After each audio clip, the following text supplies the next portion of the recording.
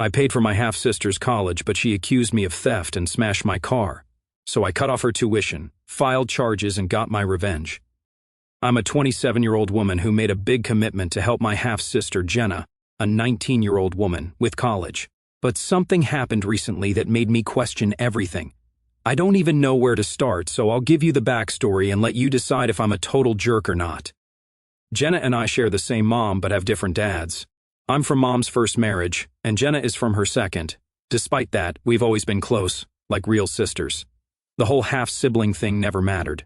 As the oldest, I've always looked out for her. I helped her with homework when Mom was busy, stayed up with her during her first breakup, and even taught her how to drive, which, let me tell you, was terrifying but also kind of hilarious.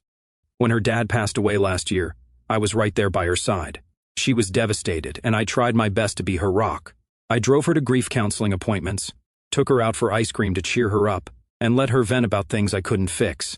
I honestly thought we had the kind of bond where we'd always have each other's backs no matter what. But then things started shifting.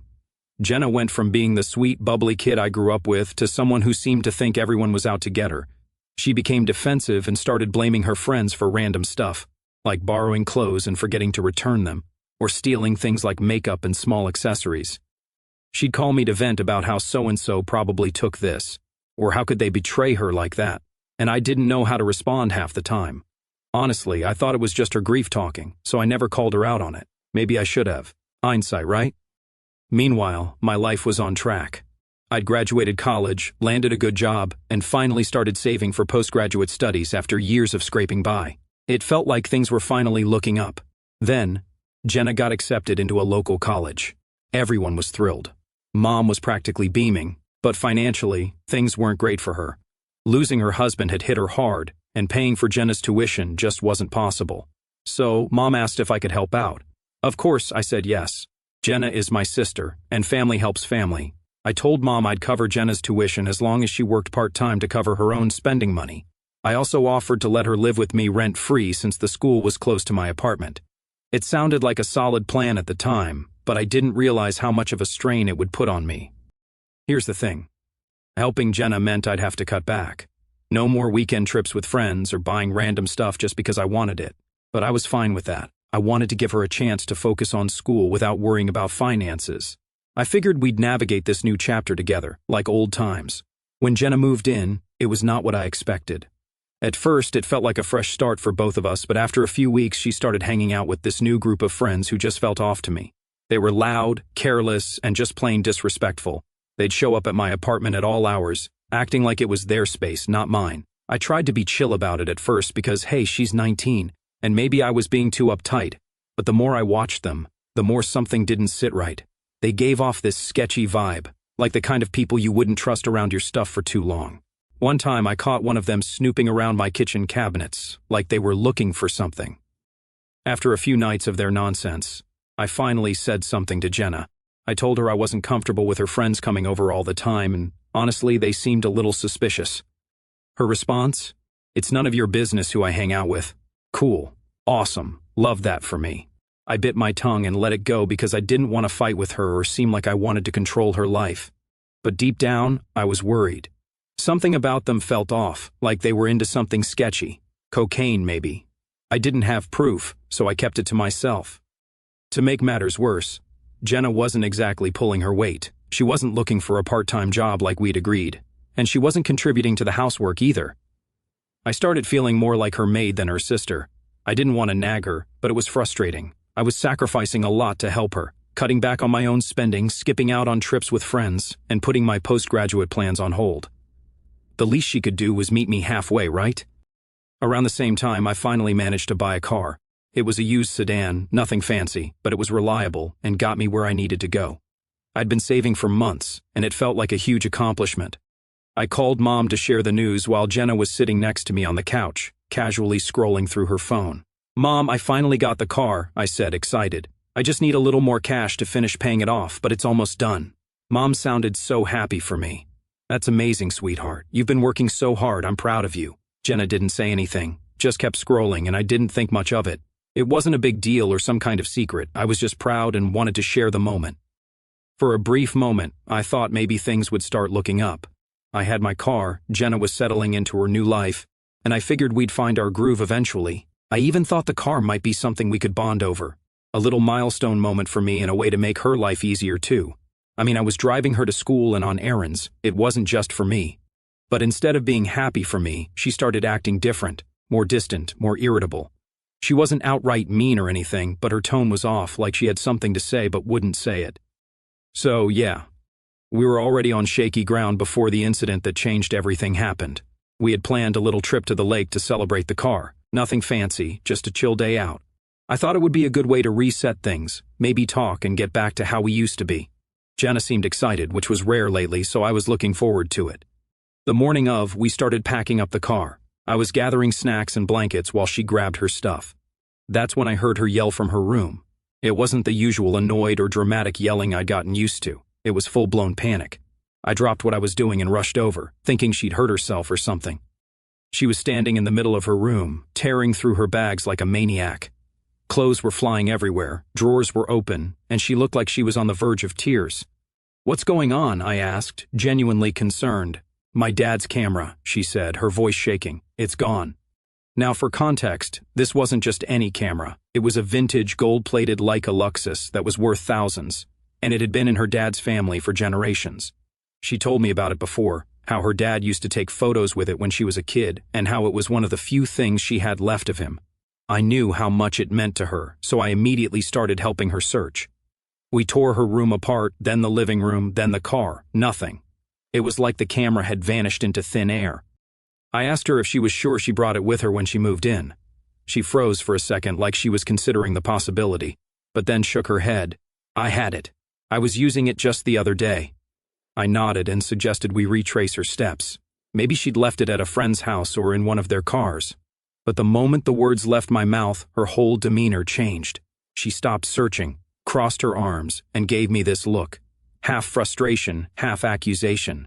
"I didn't leave it anywhere," she said slowly. "Someone must have taken it." I blinked, confused. "Taken it? Jenna, who would?" And then it hit me. She wasn't just saying someone had taken it, she was saying I had taken it. "Are you seriously accusing me of stealing your camera?" I asked, my voice rising. I was so caught off guard I didn't even know what else to say. I mean, yeah, I knew she'd been weird about trust lately, but I never thought she'd go there with me, her own sister. "I'm just saying," she started, her tone defensive. "It's weird how you suddenly have money for a car, and now my camera's missing. Don't you think that's convenient?" I stared at her, absolutely stunned. I couldn't believe what I was hearing. After everything I'd done for her, paying for her tuition, letting her live with me rent-free, dealing with her messy friends, this was how she saw me, as some kind of thief. "Are you kidding me right now?" I said, trying to keep my voice calm. "I've been saving for that car for months. You've seen me working extra hours. You've seen me skipping out on stuff so I could afford it. And now you're accusing me of pawning your dad's camera to cover the rest?" She shrugged, like it wasn't a big deal. "I don't know. It's just suspicious timing." That word suspicious felt disgusting. I couldn't believe she'd actually say that to me, let alone believe it. I told her I had receipts to prove every penny I'd spent on the car, but she just rolled her eyes and went back to rummaging through her stuff, muttering something about how convenient it all was. The thing that hurt the most wasn't even the accusation itself. It was the fact that she didn't trust me. After everything we'd been through, after all the times I'd had her back, she thought I was capable of stealing something so important to her. It felt like a slap in the face. At that point, I didn't even know what to say. I just walked out of the room, grabbed my keys, and told her I'd be waiting in the car. She still wanted to go to the lake. Part of me hoped she'd come out and apologize, but she didn't. She just sulked the whole drive there, barely speaking a word. And that was the beginning of the end. After the lake trip and the lost camera, things between Jenna and me got unbearably tense. She barely spoke to me unless she absolutely had to, and even then, her tone was clipped, like I'd done something unforgivable. It was a weird kind of passive aggressiveness, like she wasn't outright mean, but everything about her attitude screamed, "You're the problem." She'd leave her stuff all over the apartment, conveniently forget to clean up after herself, and crank the volume on the TV when I was trying to work. I ignored it at first because I didn't want to make things worse, but it wasn't just that. It was everything. Then, suddenly, little things around the apartment started going missing. At first, it was random stuff, like my phone charger, my favorite coffee mug, and a couple of reusable bags I used for groceries. I thought maybe I'd misplaced them. But then I noticed some of the things turning up in her room. My charger was plugged into her phone. The coffee mug I'd been searching for all week was sitting on her nightstand, half filled with some mystery drink. When I asked her about it, she just shrugged and said something like, "I didn't think you'd mind." I tried to brush it off. It wasn't worth fighting over, and honestly, I was too mentally drained to care. But then it escalated. I started finding my stuff broken or damaged. A picture frame I'd had since college was cracked. My favorite water bottle, one I'd been using for years, suddenly had a huge dent in it. My plants, which I'd been taking care of for months, looked like someone had overwatered them to the point of drowning. And the fact that she didn't even bother to acknowledge it just made it worse. It wasn't just the stuff either. Jenna's behavior became increasingly reckless. Her friends were over constantly, and they weren't exactly the quiet type. They'd blast music, leave trash all over the apartment, and even use my bathroom like it was theirs.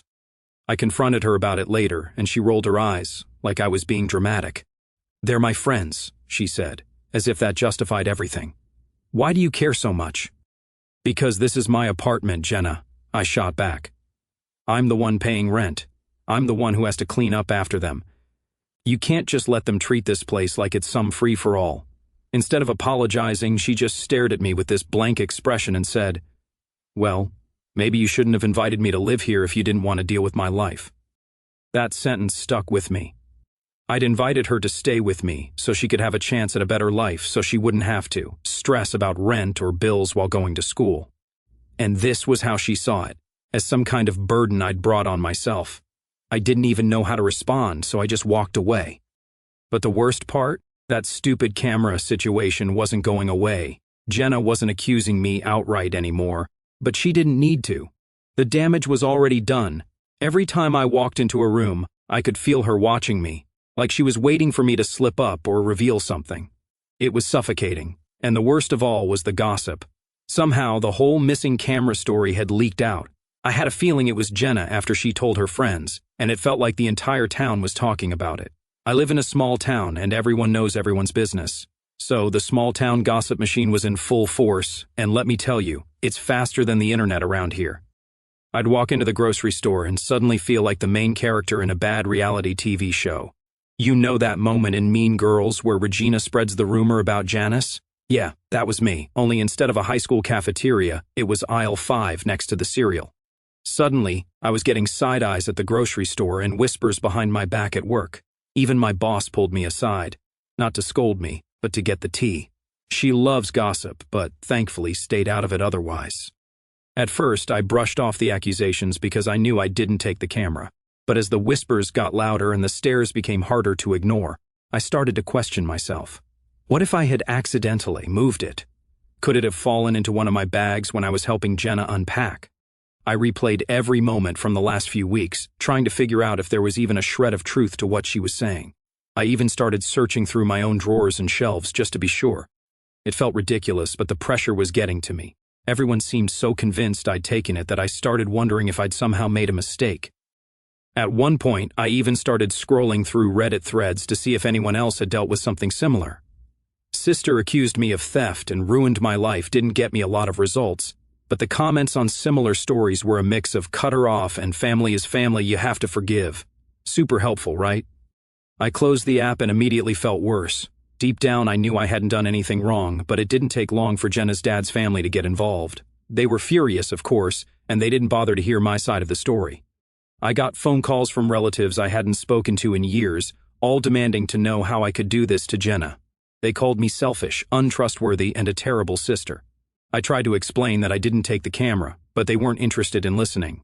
To them, I was guilty, and that was that. I even started getting messages on social media. People I barely knew were commenting on my old posts, calling me a thief and a liar. Some of them weren't even subtle about it. They tagged me in posts saying stuff like, "Some people will do anything for money." It was humiliating. I ended up deleting my Facebook account altogether because I couldn't take it anymore. Meanwhile, Jenna just carried on like everything was normal, or at least like this whole thing wasn't affecting her. She still went out with her friends, still acted like I was overreacting about everything. Anytime I tried to bring up how much this was hurting me, she'd shut me down with some passive-aggressive comment like, "Well, maybe if you didn't have something to hide, people wouldn't be talking." It got to the point where I started avoiding her entirely. I'd leave for work early and stay out late just to avoid being in the apartment at the same time as her. I even started eating out more, even though it was killing my budget, just so I wouldn't have to deal with her attitude at dinner. I didn't know what else to do. Talking to her didn't work. Ignoring her didn't work. And the worst part, no matter how hard I tried to prove my innocence, it didn't matter. In her mind, and apparently in everyone else's, I was guilty.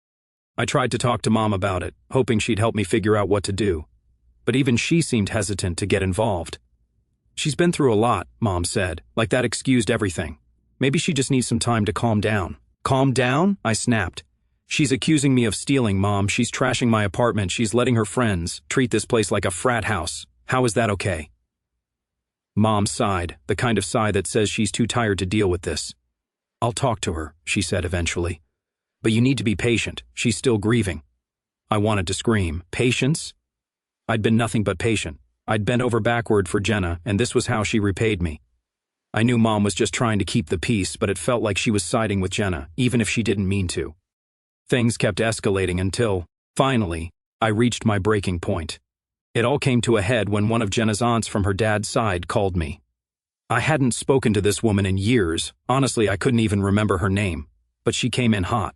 She told me in no uncertain terms that if I didn't return the camera immediately, they were going to file a police report against me for theft. A freaking police report! I was so stunned I almost laughed. I tried to explain that I didn't take anything and that they didn't have proof, but she cut me off.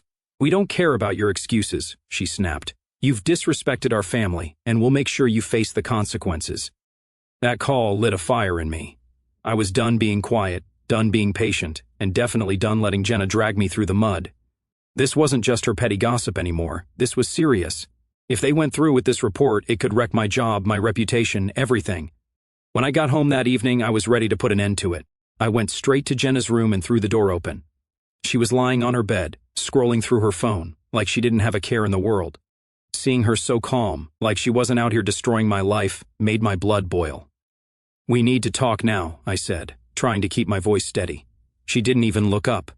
"About what?" she said in that fake innocent tone she'd perfected. I clenched my fists. "About how your dad's family is threatening to file a police report against me because of your stupid accusations. You need to fix this, Jenna, right now."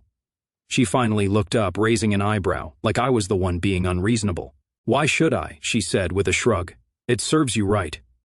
My jaw dropped. "Serves me right? Are you serious right now? You made yourself look guilty," she said, her voice flat and dismissive. "Maybe if you weren't so sketchy about your car, people wouldn't think you stole the camera." That was it. I couldn't hold it in anymore. "Jenna, are you actually kidding me? I've done nothing but help you. I'm paying your tuition. I let you live here for free. I've sacrificed everything to make your life easier, and this is how you repay me, by trashing my name and turning everyone against me?" She rolled her eyes. "Maybe you should have thought about that before you stole from me." I felt my chest tighten, the sheer audacity of her words leaving me both furious and gutted. "Get the hell out," I snapped, each word louder than the last. "Pack your stuff and leave. I'm done with this. You're done here." For a second, she looked shocked, like she didn't think I had it in me. But then her face hardened. "Fine," she said, standing up. "I don't need you anyway." I stormed out of the room, shaking with anger. I couldn't even be in the same space as her anymore. I went to the kitchen, gripping the counter to steady myself. I couldn't believe it had come to this. After everything I'd done for her, this was how it ended. That's when I heard the banging. Not light thuds or stomping, but full-on destructive pounding. My heart jumped into my throat. I ran to the window, and there she was, Jenna, sprinting across the driveway like an absolute maniac, baseball bat in hand. "What the hell is she doing?" I muttered to myself, fumbling to unlock the door. I barely made it outside before I heard the sickening crack of the bat slamming into my car. She didn't stop. She pulled the bat back like a pro and swung again, hitting the hood this time, leaving a huge dent. I froze for a second, completely dumbfounded. "Jenna!" I shouted as I rushed toward her. "What the hell are you doing?" She turned to face me, a smug look on her face, gripping the bat tightly. Without a word, she swung it again, slamming it into the side of my car with a loud thud that made the neighbors come out to watch the drama. My stomach dropped as I stared at the dent she just left. "What is wrong with you?" I yelled, my voice shaking with anger and disbelief. She smirked, resting the bat on her shoulder. "Oh, what? Is this your precious car?" I figured it could use some character to match its owner. My fists clenched as I stepped toward her. "Jenna, drop the bat now." She laughed bitterly. tossing the bat onto the driveway like she'd made her point. Fine. You're so dramatic. You know that? It's just a stupid car, and you should have thought about that before telling me to get out like I'm some kind of trash you can just throw away. I didn't respond, just pulled out my phone and dialed. When the dispatcher answered, I kept my voice steady despite the anger bubbling beneath the surface. My sister just damaged my car with a bat. I need someone to come out here. Jenna's smug expression faltered when she realized what I was doing. You're seriously calling the cops over this? She asked, her voice full of disbelief. Wow. Guess family doesn't mean anything to you. No, Jenna, I said firmly. Respect doesn't mean anything to you. I've had enough. Minutes later, the patrol car pulled into the driveway. Jenna crossed her arms, her face blank but her posture tense. The officer stepped out and immediately assessed the scene, eyes landing on the dent in my car and the bat lying on the ground. I explained everything to the officer, how Jenna had been causing problems for weeks, how she took a bat to my car, and how I felt unsafe in my own home. Jenna tried to brush it off, saying it was just one little hit and accusing me of blowing things out of proportion. But the officer didn't seem to buy it. Did you hit the car with the bat? The officer asked her directly. Jenna shrugged. Yeah, but it's not like I destroyed it or anything, it's just a dent. The officer didn't look amused. That's still property damage. Do you want to press charges? He asked, turning to me. I didn't hesitate. Yes, I do. Jenna's jaw dropped. You're really doing this? You left me no choice, I said firmly. This isn't about the car anymore, Jenna. It's about all of it. I've done everything I could for you, and this is how you repay me. I'm done. She didn't respond, just stared at me as the officer took down our statements. After a tense few minutes, he told her she needed to leave. She stormed into the house, slamming every door as she grabbed her things. When she reappeared with her bags, she didn't look at me or say a word. She climbed into the car of a friend who had come to pick her up and drove off without so much as a glance back. The officer handed me a copy of the report and gave me advice on how to handle the situation moving forward. I nodded, but most of it blurred together in my head. I was too exhausted to process it all. When the officer left, I stood in the quiet driveway, looking at the dent in my car and the bat lying on the ground. I picked it up, feeling the weight of it in my hands, and tossed it into the trash. It felt symbolic, like throwing away the chaos she'd brought into my life. As I sit here, one thing's clear: Jenna can kiss the college fund goodbye. After everything that's gone down, there's no fixing this. I've done my part, and if that makes me the bad guy in someone's eyes, so be it. Who do you think is the real asshole here? So let me tell you what happened after Jenna left. I spent the next week trying to get my life back in order. Between dealing with the police report and explaining everything to my landlord, it felt like a full-time job. I was lucky that Jenna hadn't actually destroyed my car, and I managed to fix some scratches and dents. But the fallout from her actions hit her hard and fast. The charges I filed were enough to trigger a hearing, and word spread like wildfire in the town. Suddenly, Jenna wasn't just the girl whose dad had died. She was the girl who'd gone off the rails and gotten herself into legal trouble. Her dad's family, who had been so quick to back her when she accused me of stealing the camera, suddenly wanted nothing to do with her. The same people who had threatened me with a police report were now distancing themselves from her, as if she were some kind of pariah. But they didn't apologize to me. And then the truth about the camera finally came out. It turns out Jenna hadn't even brought the camera to my apartment. She'd packed it in one of her boxes when she was moving in, but had accidentally left that box at Mom's house.